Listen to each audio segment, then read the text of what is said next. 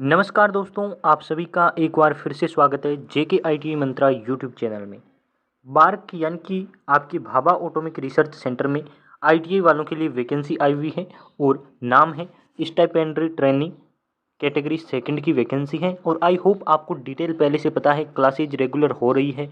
तो नॉन टॉइक की आपकी प्री एग्जाम का जो सिलेबस है उसकी तैयारी आपको करवा रही हैं। मैथ, जनरल अवेयरनेस और जनरल साइंस की क्वेश्चन रेगुलर प्रोवाइड करवा रही हैं।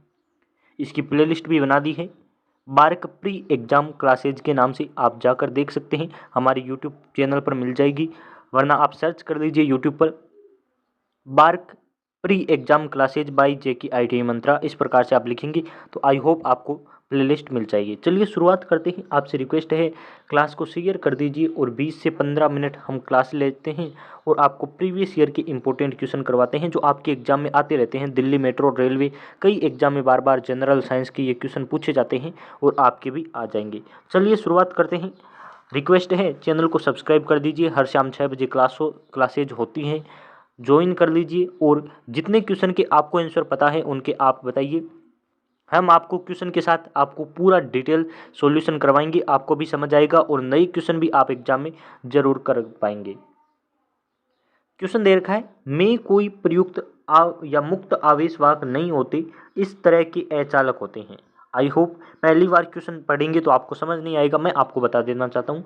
ये कह रहा है कि क्या है ऐसा इन चारों में से जिसमें इन चारों में से ऐसा कौन है जिसमें मुक्त आवेश वाहक नहीं होते और इस तरह ये अचालक होते हैं।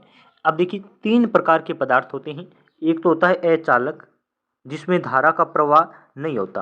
अब देखिए मिसप्रिंट हो चुका है, यानी कि लिखने में प्रॉब्लम हो रही है, आप देख सकते हैं। अचालक एक होता है आपके दूसरा वाला, उसे कहते हैं चालक। और तीसरा होता है अर्धचालक, जिसे आप इंग्लिश में कह सकते हैं सेमी कंडक्टर। इंग्लिश में एक बार बताऊं तो इंसुलेटर, कंडक्टर और सेमीकंडक्टर, तीन प्रकार के पदार्थ है आपके सामने। अचालक वे होते हैं जिसमें धारा का प्रवाह नहीं होता और उसमें मुक्त इलेक्ट्रॉन या मुक्त आवेश वाहक नहीं होते, आवेश को ले जाने वाले वाहक नहीं होते, ये अचालक होते हैं। तो अचालक को इन्होंने हिंदी में लिख रखा है विद्युत रोधक, अचालक या इंसुलेटर कहते हैं। दूसरा होता है सेमीकंडक्टर, इनमें आवेश को ले जाने के लिए दो होते हैं, एक तो आपके होल होते हैं, होल, और एक होते हैं आपकी मुक्त इलेक्ट्रॉन, आपको पता है। और दूसरे चालक होते हैं, इसमें मुक्त इलेक्ट्रॉन होते हैं। तो इसमें आपके चार से कम मुक्त इलेक्ट्रॉन होते हैं, फ्री इलेक्ट्रॉन चार से कम होते हैं, वे चालक होते हैं। इनमें पूरे चार ही फ्री इलेक्ट्रॉन होते हैं और इनमें आपके चार से अधिक होते हैं या फिर नहीं होते। मुक्त इलेक्ट्रॉन इनमें न के बराबर होते हैं, आप ऐसा मान सकते हैं। तो देखिए सेमीकंडक्टर का एग्जाम्पल पूछा जाता है, सिलिकॉन और जर्मेनियम इसका एग्जाम्पल होता है। और चालक का पूछे तो आपको याद है सिल्वर, कॉपर, एल्यूमिनियम, आप कर दीजिए, जितने भी करें कम होते हैं। और अचालक में आपको कमेंट करके बताना है कौन कौन से अचालक हैं। आई होप इस क्वेश्चन से आपने 3-4 नई क्वेश्चन सीखे हैं जो जनरल साइंस में बार बार पूछे जाते हैं, आप कर पाएंगे। दूसरा आपके सामने क्वेश्चन है, निम्न में से कौन सी एक निश्चित समय के दौरान विद्युत आवेश के प्रवाह की माप है। अब देखिए मैं आपको 4-5 डेफिनेशन बताऊंगा, आप याद कर लीजिए। एक तो होती है विद्युत धारा की, इसे कहते हैं निश्चित समय में विद्युत आवेश के प्रवाह की माप, आप कह सकते हैं। ये इसका आंसर है इलेक्ट्रिक करंट, या फिर इसे कहते हैं आवेश प्रवाह, या फिर इलेक्ट्रॉन के प्रवाह को विद्युत धारा कहते हैं। आप इस प्रकार से डेफिनेशन दे सकते हैं। विद्युत धारा को एम्पियर में मापते हैं और इसे मापने के लिए जो मीटर काम आता है उसका नाम होता है एमीटर, और ये आपके सर्किट के सीरीज में लगता है। तो ये भी आप ध्यान रख लीजिए, सर्किट के सीरीज में लगता है। विद्युत धारा को ज्ञात करने का फॉर्मूला बार बार पूछा जाता है न्यूमेरिकल में, I बराबर Q बटे T होता है। Q आपका आवेश होता है, T समय सेकंड में होता है और I आपके एम्पियर में विद्युत धारा होती है। तो आप इसको भी पढ़िए। ऊर्जा आपके जूल में होती है, हालांकि ये मैं आपको फिजिक्स में करवा चुका हूँ। अब वोल्टेज की बात कर लेते हैं। तो वोल्टेज आपके होते हैं जो लोड के सिरों पर जो आपको ईएमएफ का मान प्राप्त होता है उसे वोल्टेज कहते हैं। ये आपको ध्यान रखना है, ईएमएफ होता है ना, इससे कम होता है वोल्टेज, टर्मिनल वोल्टेज कहते हैं वैसे तो, ये हमेशा कम होता है। ईएमएफ क्या होता है, ईएमएफ आपकी ओपन सिरों पर मापी गई वोल्टेज को ईएमएफ कहते हैं और लोड के सिरों पर मापी गई वोल्टेज को टर्मिनल वोल्टेज कहते हैं। वोल्टेज को वोल्ट में मापते हैं और इसके लिए आपकी वोल्ट मीटर काम आता है, वोल्ट मीटर आप याद कर लीजिए, और ये समांतर में जुड़ता है। वोल्ट मीटर किस में जुड़ता है, तो सर्किट के समांतर क्रम में जोड़ा जाता है। 4-5 बातें आप पढ़ लीजिए, एग्जाम में यहाँ से आपको देखने को मिल जाएगी। वोल्टेज ज्ञात करने का फॉर्मूला यहाँ लिखूंगा मैं आपको। वोल्टेज बराबर होता है आपकी एक तो ईएमएफ में से आई आर ड्रॉप माइनस कर देते हैं। आई आर ड्रॉप क्या होता है, ये आपकी ड्रॉप होता है, जो आपके वोल्टेज का ड्रॉप होता है उसे आई आर ड्रॉप या आपके वोल्टेज ड्रॉप कहते हैं। ये माइनस कर दीजिए ईएमएफ में से आपके आ जाएगा टर्मिनल वोल्टेज, यहाँ टी लिख दीजिए यानी कि टर्मिनल वोल्टेज। दूसरा इसका फॉर्मूला होता है V बराबर W/Q। W/Q क्या है सर, तो W है आपका कार्य और Q है गुलाम या आवेश, यानी कि कार्य करने में कितना चार्ज आपको लगा उससे भी आप ज्ञात कर सकते हैं। इससे इसकी एक तो यहाँ से तो आ जाती है, इसकी यूनिट वोल्ट आ जाती है, और इसकी यहाँ से एक इसकी आती है जूल प्रति कुलाम। ये भी आपसे एग्जाम में पूछी जा सकती हैं, जूल प्रति कुलाम किसकी है, तो ये भी आप याद कर लीजिए। आई होप मैंने अपना बेटर दिया है आपको समझाने के लिए, यहाँ से भी आप कर सकते हैं। अब देखिए एक आपसे और पूछा जा सकता है, शक्ति दे रखा है ना ऑप्शन नंबर सी में, तो इससे भी पढ़ लीजिए आप शक्ति क्या होती है। तो शक्ति आपको ध्यान रखना है, पावर इसे बोलते हैं, और इसका फॉर्मूला होता है P बराबर V/I। V आपके वोल्टेज होती है, I आपकी क्या होती है, धारा। तो पावर आपको कह सकते हैं शक्ति किस में होती है, वाट में होती है, या इसे आप कह सकते हैं वोल्ट एम्पियर, ये भी आप कर सकते हैं। हालांकि ये क्वेश्चन इलेक्ट्रिशियन ट्रेड जिसकी भी है उसके लिए सरल है, उन्हें आते हैं, लेकिन यदि आईटीआई का और भी आपका ट्रेड है तो इनमें से क्वेश्चन आता है। ये साइंस का एक टॉपिक है विद्युत वाला पार्ट, उसमें से क्वेश्चन आते हैं, तो आपके आ जाएंगे, आप इन्हें पढ़ लीजिए। देखिए अब मैं आपको एक बात बताऊं, एक फॉर्मूला आप सबने रट रखा होगा, और फॉर्मूला क्या है, V बराबर I/R। आप कहेंगे सर ये क्या है, V यानी कि वोल्टेज, I/R यानी कि R आपका प्रतिरोध, I एम्पीयर धारा, और इसे कहते हैं ओम का नियम। क्या कहते हैं, ओम का नियम ये वाला है। ओम के नियम के अनुसार ये होता है कि V बराबर IR होता है। तो आप यहाँ V की वैल्यू रख दीजिए, तो आप कहेंगे I/R/I, यानी कि आपके फॉर्मूला बन जाएगा I²R। यानी कि एक आपके पावर ज्ञात करने का एक और फॉर्मूला होता है, वो क्या होता है, I²R। अब यहाँ आप I की जगह भी तो फॉर्मूला रख के निकाल सकते हैं, तो P बराबर क्या बन जाएगा, आपके I आपको क्या निकालना है, I, तो यहाँ वोल्टेज के नियम से बन जाएगा V/R, यानी कि I हो सकती है। तो यहाँ आप रख सकते हैं कि V/R रखेंगे तो V²/R भी आपकी एक पावर ज्ञात करने की फॉर्मूला है। तो मेरा कहने का मतलब है कि पावर ज्ञात करने के कुल 3 फॉर्मूले हैं।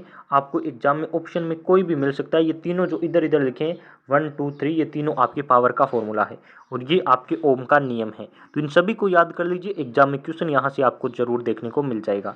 आगे देखिए क्वेश्चन है, जल अपघटन। जल अपघटन को कहते हैं हाइड्रोलाइसिस प्रक्रिया द्वारा किसी धातु पर दूसरी धातु का लेपन चढ़ाने की प्रक्रिया होती है, जिसे सामान्यतः सजावटी प्रयोजनों या धातु के संसारण को रोकने के लिए किया जाता है। अब देखिए मैं इस क्वेश्चन को आपको समझाऊंगा। ये कह रहा है एक ऐसी प्रक्रिया होती है जिसमें एक धातु होती है, उस पर एक और धातु का आवरण चढ़ाया जाता है, या एक धातु उस पर परत चढ़ाई जाती है, और या फिर इनका उपयोग किया जाता है सजावटी काम में, जैसे कि सिल्वर की परत किसी लोहे पर चढ़ा दी, पीतल पर चढ़ा दी और आपको दिया जाता है, तो इसे सजावटी काम में उपयोग कर सकते हैं। अच्छा लगता है देखने में, हालांकि वो प्योर चांदी की नहीं होती और प्योर सोने की नहीं होती, हालांकि उस पर वो लगाई जाती है परत। तो इस प्रक्रिया को क्या कहते हैं, तो इस प्रक्रिया को कहते हैं इलेक्ट्रोप्लेटिंग। इलेक्ट्रोप्लेटिंग प्रक्रिया होती है जिसमें एक धातु पर दूसरी धातु चढ़ाई जाती है। इसके दो प्रयोजन होता है, एक तो देखने में अच्छी लगती है यानी कि सजावटी लगती है, और दूसरी आपकी क्या होता है, इस पर संरक्षण यानी कि वो आपकी, इसे आप कहते हैं जंग नहीं लगती, इसे आप कह सकते हैं, या धातु का क्षरण नहीं होता, धातु घिसती नहीं है, खराब नहीं होती है, जंग लगने से बचाने के लिए भी हम ये करते हैं। तो आपको ध्यान रखना है, और इसमें कोई इंपॉर्टेंट परिभाषा नहीं है, आप इसका डायरेक्ट आंसर याद रख सकते हैं। आगे क्वेश्चन है, एक बंद लूप परिपथ में सभी वोल्टेज का योग 0 के बराबर होता है। ये कह रहा है कि एक बंद परिपथ है, ये मान लीजिए बंद परिपथ है, उसमें कह रहा है कि सभी जो वोल्टेज है, यानी कि यहाँ आपके, मैं इसे सर्किट बनाकर समझाना चाहूँगा। ये आपकी एक बैटरी लगी हुई है, फिर यहाँ एक बैटरी लगी हुई है, और फिर आपकी यहाँ एक बैटरी लगी हुई है, फिर आपकी यहाँ एक बैटरी लगी हुई है। ये 4-5 बैटरियाँ लगी हुई हैं, और इन सभी में जो आपकी वोल्टेज है उनको आपस में जोड़ते हैं तो बीजगणितीय योग यानी कि संख्या में योग जोड़ते हैं, जैसे 3 और 4 को जोड़ेंगे तो 7। तो इस प्रकार से इनको जोड़ेंगे तो इनके वोल्टेज का ड्रॉप होगा ना, वो 0 आएगा। ये कौन सा नियम कहता है, तो ये एक ही नियम कहता है, वो है आपका किरचॉफ का सेकंड नियम। अब देखिए ये डायग्राम तो आपके लिए इंपॉर्टेंट नहीं है, डायग्राम से ज़्यादा आपके लिए इंपॉर्टेंट है कुछ जो मैं बातें बता रहा हूँ वो वाली। एग्जाम में डायरेक्ट आपसे पूछी जाएगी। किरचॉफ का वोल्टेज नियम, किरचॉफ के दो नियम हैं। पहले नियम को कहते हैं केसीएल, किरचॉफ करंट नियम, या किरचॉफ का करंट नियम, धारा नियम। इस नियम को कहते हैं जंक्शन का नियम या जोड़ जंक्शन का नियम, या फिर आपके नोड नियम, यानी कि जंक्शन का नियम इसे कहते हैं। ये नियम क्या कहता है कि एक सर्किट है, एक जंक्शन है, यहाँ से धाराएं आ रही है इस प्रकार से, और ये है आपका जंक्शन बिंदु। इस जंक्शन बिंदु पर धाराओं का जो जोड़ेंगे ना, आने वाली धारा और जाने वाली धाराओं को जोड़ेंगे तो जीरो आएगा, यानी कि इस जंक्शन पर वोल्टेज धारा जीरो होगी। यहाँ जा रही है, यहाँ जा रही है, इधर से आ रही है, इधर से आ रही है, इधर से आ रही है, इधर से जा रही है। तो ये कह रही है आने वाली धाराओं को जोड़ेंगे, मान लेते हैं ये 2 है, ये 3 है, ये 4 एम्पियर है, तो जोड़ा तो कितना आएगा 9 एम्पियर। तो जाने वाली धाराएं भी आपकी कितनी होगी, तो जाने वाली धाराएं भी 9 एम्पियर होगी, ऐसा कह रहा है ये। जंक्शन पर एक भी धारा नहीं बचेगी, ऐसा कहना चाह रहा है। तो पहला नियम केसीएल होता है जो कहता है कि जंक्शन पर धाराओं का योग शून्य होता है, आने वाली धाराएं जाने वाली धाराओं के बराबर होती हैं। दूसरा नियम है केवीएल, इसे कहते हैं किरचॉफ का मेश नियम, किरचॉफ का मेश नियम, या फिर किरचॉफ का वोल्टेज नियम, किरचॉफ वोल्टेज लॉ। और ये होता है आपके मेश का नियम, जो कहता है कि एक परिपथ में वोल्टेज ड्रॉप का बीजगणितीय योग शून्य होता है। ये इस प्रकार से कहते हैं, इसे मेश नियम या लूप का नियम भी कहा जाता है। तो ये भी पढ़ लीजिए। अब देखिए आपके दोनों ऑप्शन में थे, पहला और दूसरा, तो आपको देखना है किरचॉफ का धारा नियम और वोल्टेज नियम।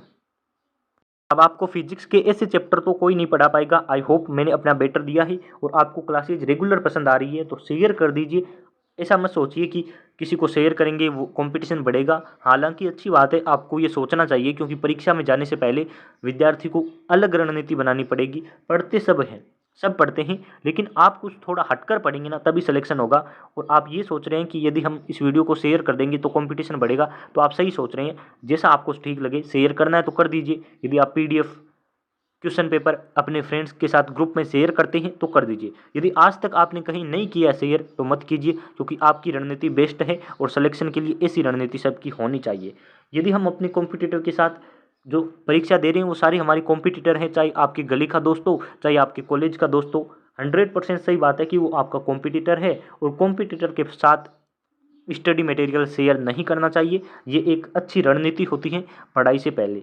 अब देखिए क्वेश्चन है अगला, employs mesh analysis to find the different mesh current by finding the IR products in each. तो ये पहले वाला ये कह रहा है कि वोल्टेज ड्रॉप का योग पूछ रहा है, यानी कि मेश नियम के बारे में पूछ रहा है। और मेश नियम आपके ये यहाँ हिंदी में लिखा हुआ है, यहाँ इंग्लिश में लिखा हुआ है, बस आपकी बात इतनी है, आप देख सकते हैं। और सारा इन्होंने सेम दे रखा है। आगे देखिए, निम्न में से कौन सी वोल्टेज की इकाई है। अब देखिए अभी अभी मैंने वोल्टेज का आपको करवाया था कि वोल्टेज होता है V बराबर W/Q, और एग्जाम में आपसे पूछ सकता है कि इसकी क्या होती है। तो कार्य की होती है जूल, और कुलाम की आपकी चार्ज की आवेश की होती है कुलाम। तो जूल प्रति कुलाम वोल्टेज की यूनिट होती है। ये रहा आपके ऑप्शन नंबर 1 में। यहाँ आपसे कार्य की पूछ सकता है, तो कार्य की जूल होती है, ये भी आप पढ़ लीजिए।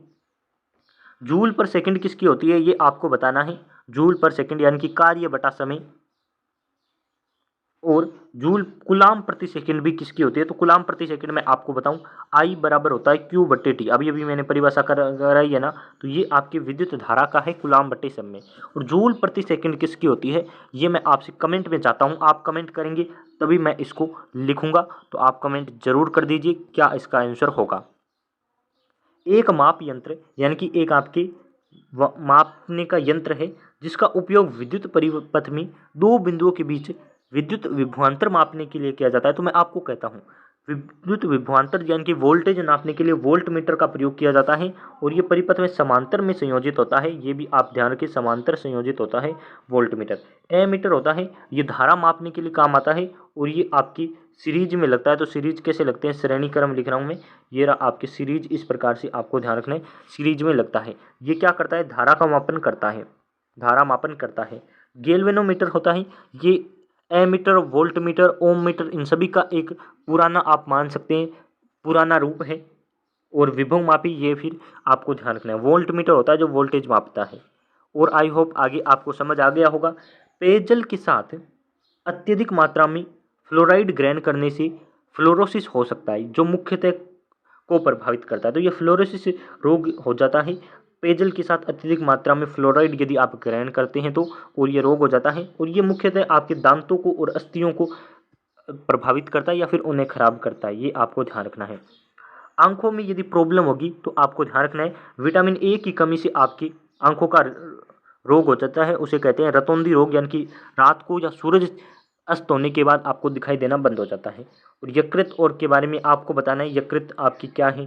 हृदय के बारे में 1-2 क्वेश्चन आते हैं, मैं आपको अलग से टॉपिक बायो के भी क्वेश्चन करवा दूंगा। हालांकि बायो के क्वेश्चन कम आएंगे तो मैं लास्ट में क्लासेज लगाऊंगा।